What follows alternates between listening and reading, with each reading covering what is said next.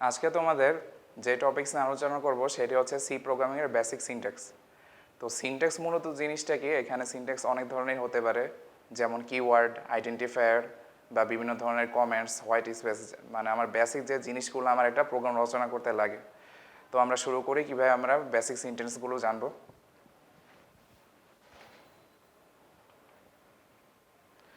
তো প্রথমে আমি কি বলেছি দেখো, টোকেনস। তো টোকেন জিনিসটা কি, টোকেনে থাকবে হচ্ছে C program consist of various tokens.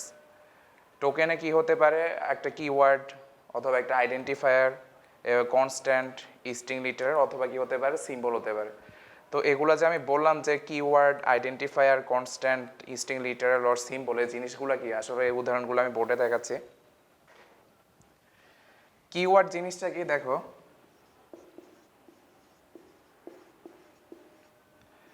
Keyword হচ্ছে তোমার যে কোনো প্রোগ্রামিং বা সি প্রোগ্রামিং বলো বা জাভা বলো বা হচ্ছে পাইথন বলো, যে কোনো প্রোগ্রামিংয়ে হচ্ছে এগুলোকে সংরক্ষিত কিছু নির্দিষ্ট শব্দ বলা হয় আর কি। যেমন হচ্ছে তোমার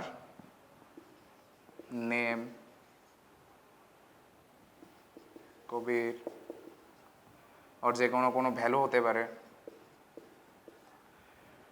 তো এই যে নেম যে কিওয়ার্ড আছে দেখো, এগুলোকে কিওয়ার্ড বলি।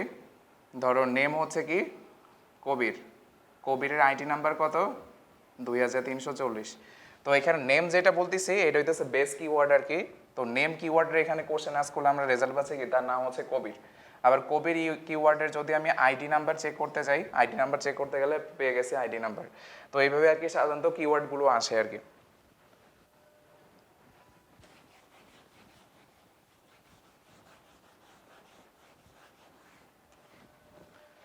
তো আমি সামনে যাই, দেখো কিওয়ার্ড সম্পর্কে কি ধারণা বলেছি। আচ্ছা, প্রথমে আমি টোকেন দিয়ে শুরু করি। প্রথমে বলেছি হচ্ছে টোকেন। তো টোকেন জিনিসটা কি দেখো, আমি এখানে একটা উদাহরণ দিয়েছি। প্রিন্ট এফ দেওয়ার পরে মানে ফলাফল প্রদর্শনের জন্য যে রেজাল্টটা আমি প্রকাশ করি আর কি, পরে ভেতরে কি বলছি, হ্যালো ওয়ার্ল্ড দিয়ে /n দিয়ে আমি কি প্রোগ্রামটা ক্লোজ করে দিছি। তো এখানে প্রতিটা জিনিসকেই আমার সাধারণত কি বলা হয়, টোকেন বল। দেখো আমি জিনিসটা আমি যদি করি, প্রিন্ট এফ যেটা, এটা হচ্ছে কি একটা কিওয়ার্ড।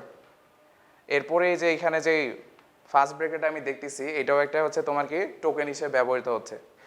এরপর হচ্ছে এই যে কোলন টাইপের যে জিনিসটা আর কি, বা কোটেশন যেটা বলে আর কি, সরি কোটেশন যে জিনিসটা, এটা হচ্ছে একটা কি টোকেন। তারপরে হ্যালো যেটা দেখতেছো এটাও একটা টোকেন। এরপরে কমা যে জিনিসটা দেখতেছো এটাও একটা টোকেন। মানে প্রতিটা জিনিসটা হইতেছে কি প্রোগ্রামিংয়ের ভাষায় টোকেন বলা হয়। আমি এটা জিনিসটা যদি বোর্ডে দেখে দেখো, আমি নর্মাল একটা প্র্যাকটিক্যাল উদাহরণ দিয়ে দেখাচ্ছি। ধরো ইন্টেজার a, b, এর মান কত 10, b এর মান 20। তো এখানে দেখো প্রতিটা জিনিসের টোকেন কিভাবে বোঝায়। এই যে ইন্টেজার যেটা, এটা একটা ধরো টোকেন 1, এ যেটা এটা একটা টোকেন 2, কমা যেটা এটা একটা টোকেন 3, বি যেটা এটা ধরো টোকেন 4, আর লাস্টের সেমিকোলন যেটা এটা হতেছে কি টোকেন 5। মানে একটা প্রোগ্রামিংয়ের যে প্রতিটা আমি লাইন বাই লাইন এক্সিকিউট করি, তো প্রতিটা লাইনে ইন্ডিভিজুয়াল যে নির্দিষ্ট যে ভ্যালুগুলা বা আমার অক্ষর বা চিহ্ন যাই বলো, সবগুলোকে সিম্বল যেটা বলা হয়, সবগুলোকে একসাথে মিলে কি বলা হয়, টোকেন। তো এটা হচ্ছে টোকেনের বেসিক বা বেস ফর্ম আর কি।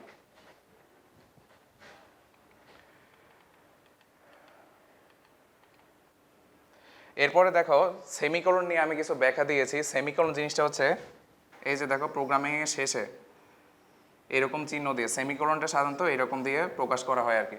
এটা খুবই ইম্পর্টেন্ট। সেমিকোলন যদি তুমি না দাও তাহলে প্রোগ্রামে হইতেছে ভুল দেখাবে বা হইতেছে কি ইরর দেখে আর কি। তো আমি কি বলেছি দেখো, সেমিকোলন কি, the semicolon is a statement terminator. Statement terminator মানে কি, তুমি কোনো প্রোগ্রামে একটা লাইন লেখছো ওইটা শেষ করার জন্য যেটা ব্যবহার করা যায়, যেমন এখানে আমি সেমিকোলন দিছি আর কি।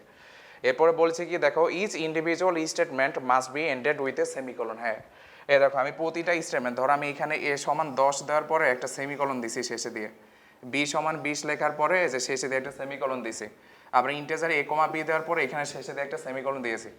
তো বোঝা যাচ্ছে যে এখানে বলছে যে প্রতিটা ইন্ডিভিজুয়াল আলাদা আলাদা স্টেটমেন্টের জন্য আমি সেমিকোলন দিয়ে অবশ্যই কি করব, শেষ করব প্রোগ্রাম।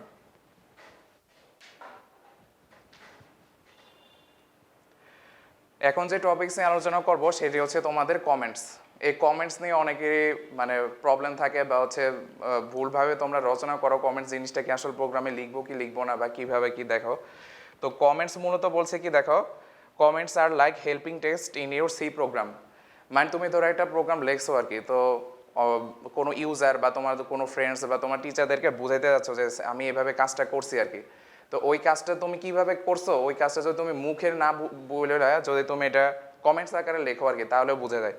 যেমন কি দেখো, আমি একটা উদাহরণ দিই। এই যে দেখো আমি কি লিখেছি এখানে, ব্যাকস্ল্যাশ স্টার দিয়ে কি লিখেছি, my first program in C দিয়ে স্টার ব্যাকস্ল্যাশ। এটা কেন দিলাম দেখো, এটার ব্যাখ্যাটা আমি বলি। এই যে দেখো এখানে a সমান 10, b সমান 20। তো এটা অনেকে বুঝবে না, তুমি b সমান 20 যারা নতুন প্রোগ্রাম শুরু করছে, b সমান 20 এটা মানে কি, b কি 20 কি এগুলো কি বোঝা তো যায় না। তা তুমি চাইলে এভাবে বুঝাই দিতে পারো কমেন্টসে, দেখো ব্যাকস্ল্যাশ স্টার দিয়ে here b is an integer value. এই যে এখন তাহলে বোঝা যাচ্ছে যে মানে কি, এখানে বি যেটাই ইন্টিজার ভ্যালু, ইন্টিজার মানে কি পূর্ণ সংখ্যা, দেখো এখানে কোনো দশমিক নাই, 20 যেটা নিছে এটা মানে কি আমার পূর্ণ সংখ্যা হিসেবে ইন্ডিকেট করতেছে। তো আমি মানে কমেন্টসের মূল বেসিক কাজ হচ্ছে প্রোগ্রামের প্রতিটা লাইনকে বা লাইন বাই লাইন বোঝানোর জন্য ইজিলি একটা উপায় আর কি, বা একটা পন্থা বলে আর কি। যে এই কারণে বলছি কি, comments are like helping text in your C program. মানে হেল্পিং টেক্সট মানে কি, টেক্সটগুলো দেখলে বোঝা যায় যে হ্যাঁ আমার এই লাইন দিয়ে এই জিনিসটা বোঝাচ্ছে। আবার ধরো প্রথম যে লাইন দিয়েছি ইন্টিজার a, b, এখানে তাহলে আমি লিখতে পারি এরকম ব্যাকস্ল্যাশ স্টার দিয়ে here a and b is an integer variable, এরকম আর কি। তো সি প্রোগ্রামিংয়ের কমেন্টস রচনা করার জন্য কিভাবে লেখা লাগে, তাহলে এটা সবসময় খেয়াল রাখবা। ব্যাকস্ল্যাশ স্টার দিয়ে এখানে কমেন্টসগুলো লিখলা, এরপরে স্টার ব্যাকস্ল্যাশ। তো এটাই হচ্ছে তোমার কি সি প্রোগ্রামিংয়ের বেসিক কমেন্টস লেখার যে বেসিক ফর্মুলা বা হচ্ছে তোমার সিনট্যাক্স যেটাকে বলে আর কি।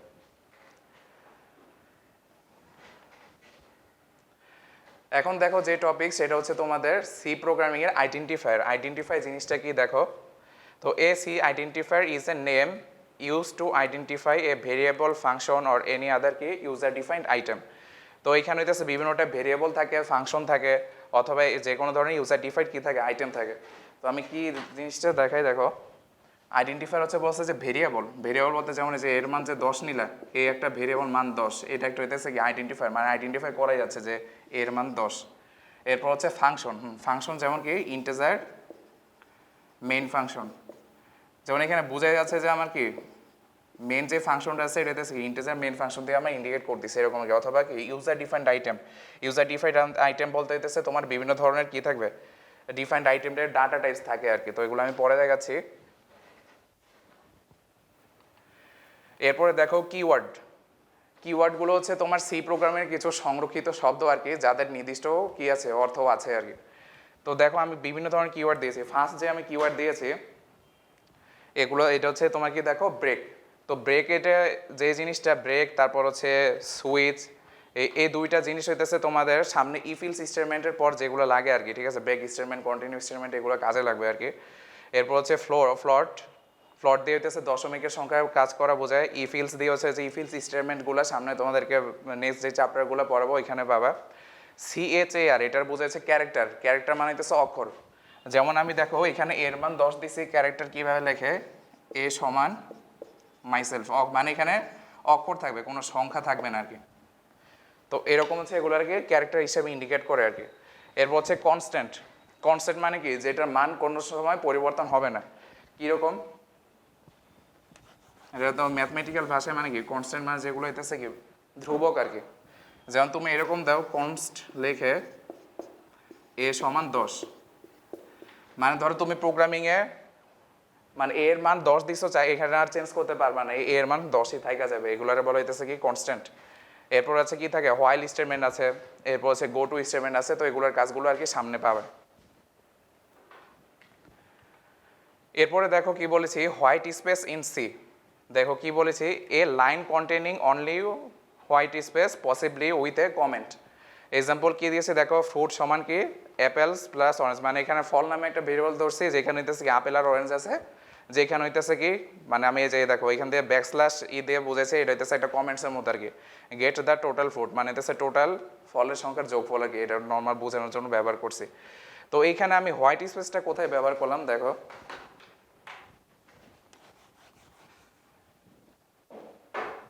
তো আমি যে এখানে লিখলাম fruit equals apples plus oranges. এ দেখো হোয়াইট স্পেস মূলত বলছে কি a line containing only one white space. White space মূলত জিনিসটা এরকম আর কি। দেখো ফ্রুট ইকুয়ালস যে দিলাম, তো তোমরা যখন প্রোগ্রামিং লিখবে তখন এটাতে আরো সুবিধা হবে দেখতে। দেখবা যে ফ্রুট লেখার পরে মানে ওই কম্পাইলার নিচ থেকে মাঝখান দিয়ে এরকম একটা স্পেস নিয়ে নেয়, আবার সমানের পর একটা স্পেস থাকে, এরপরে আপেলস লেখে, এরপর যোগ চিহ্নটা এভাবে থাকে না, একটা স্পেসের পর তারপরে যোগ থাকে, তারপরে স্পেস দিয়ে অরেঞ্জেস, এরপরে সেমিকলন দিয়ে শেষ হয় আর কি। তো মাঝখান দিয়ে একটা স্পেস থাকে, এরকম আর কি জিনিসটা হোয়াইট স্পেসের কাজ আর কি।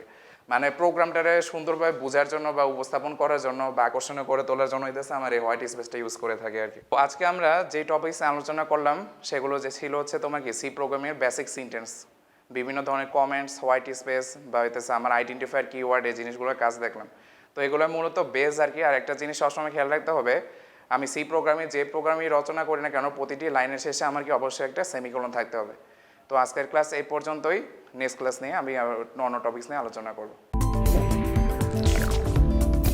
CPI Polytechnic